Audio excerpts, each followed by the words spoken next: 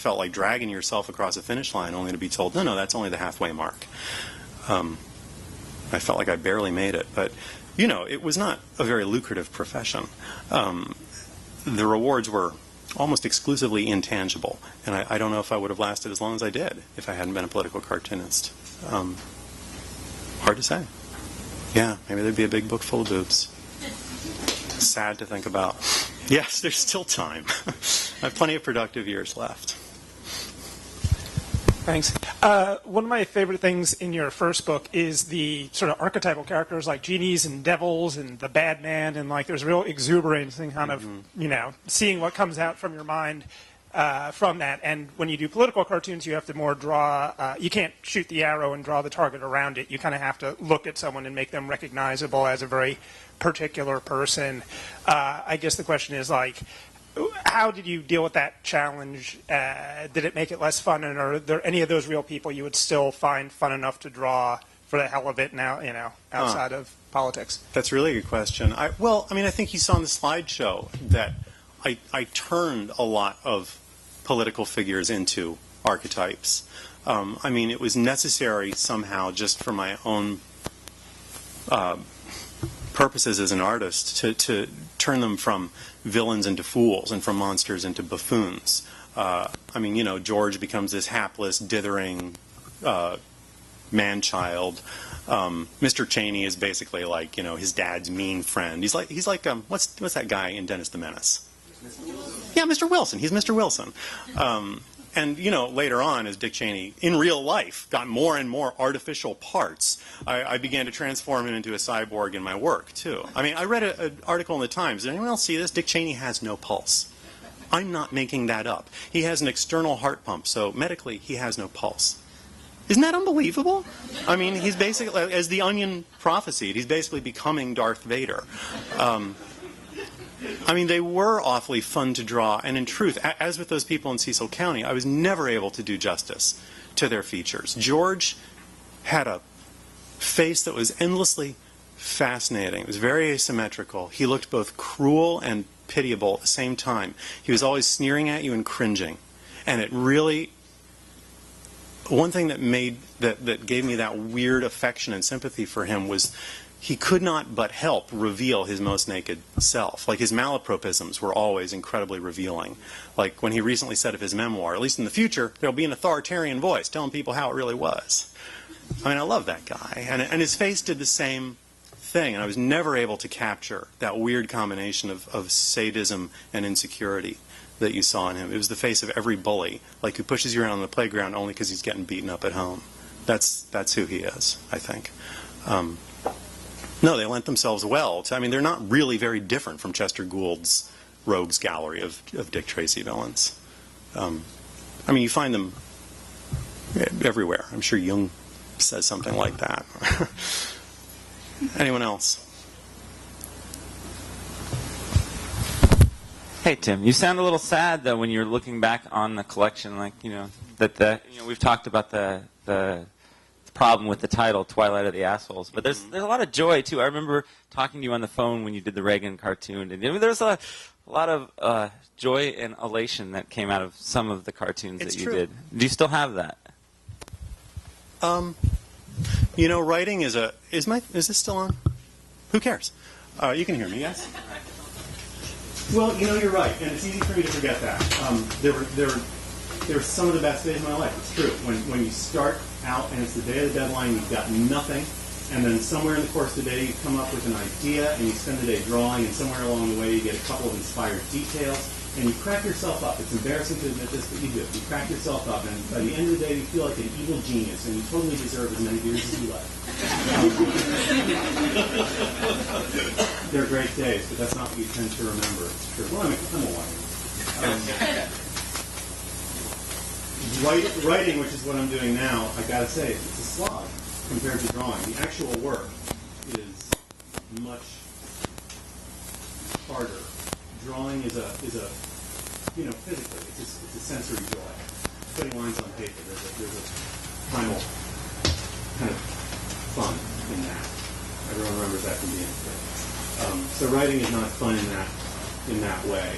There aren't quite the same moments of of evil exhilaration. You come up with something like, I heart Saddam. Or I remember the cartoon title, Babies Are Assholes. I mean, your work for the week is just done when you come up with something like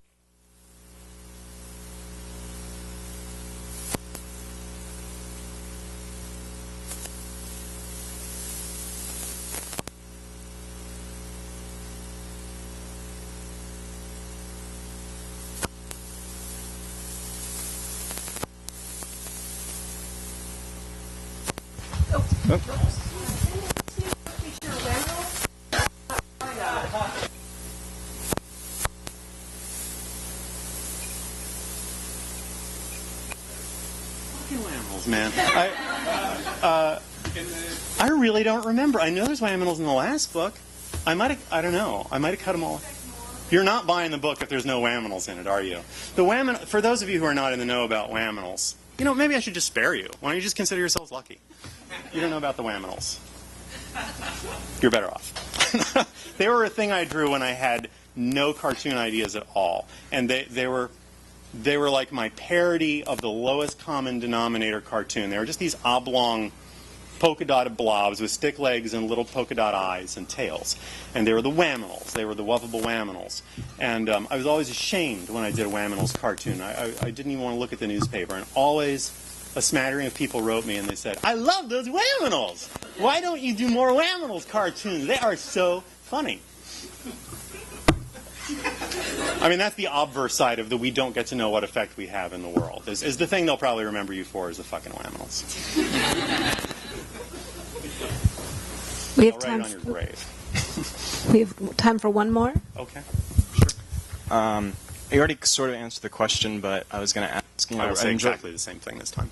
I enjoyed your comics a lot. I enjoyed the series of writings you did for the Times last summer, I believe. That's kind of you to say. Thank you. And now I understand that you're writing a book for July. Yeah. I was just wondering if you could speak more about your transition as a cartoonist to a writer and how much you enjoy it or less enjoy it. Well, I never enjoy anything, really. I always find something to complain about, no matter what I'm doing, and no matter how cushy and unbelievable it is. I actually did not study art. I studied writing. I went to a writing program, and that's what I trained, such as it was, to do. By training, I mean drinking. And then I ended up becoming a cartoonist more or less by accident, because it's the first thing anyone offered me, even the most meager reward for. I got published in the local alternative weekly, and that seemed like a kind of success, and then a few more. And then that's about as good as it ever got. And I started writing these things called artist statements on the website, which I sort of meant facetiously. Artist statements are those things on plaques in gallery shows where they have to put together some bullshit to explain their work to wealthy potential buyers who don't understand what they're doing. But they got more and more ambitious and elaborate until finally what I was doing effectively was writing an essay every week. And what I was doing was honing a very narrow set of skills. I got to be pretty good at being funny and at writing polemics, which is actually an awfully narrow bandwidth, tonally speaking. And then I ended up getting a couple pieces in the Times, and now I have a contract to write a book of essays. And the scary part now is I have to try being things other than funny, which I might potentially suck at. I have a friend who... I'm telling someone else's story here because it's now one of the main metaphors in my artistic life. A friend of mine took some singing lessons and was told that all along she'd been singing in a falsetto. And the big silly voice you use to pretend to be an opera singer or sing Broadway show tunes? That's your actual voice. And so she now had to learn to sing in her actual voice and use the whole range available to her, which is what I'm doing now. And it's scary and hard and boring and lonely work compared to cartooning, where you publish it in the paper and people write you hate mail right away. And there's the gratification of immediate feedback. But I'm not exactly the first person to observe that writing is hard or lonely, but that's what it turns out to be.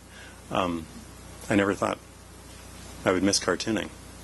But I never thought I'd miss Saddam Hussein. And I sort of missed the big lug. I liked him in that beard.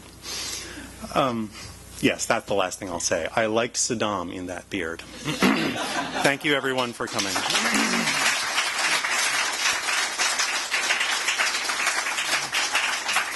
Thank you, Tim Kreider. Thank you all for coming tonight. He's going to stick around and sign books, so come on up. Upcoming events are at strandbooks.com. Thank you for coming. Are these all unsigned then? These are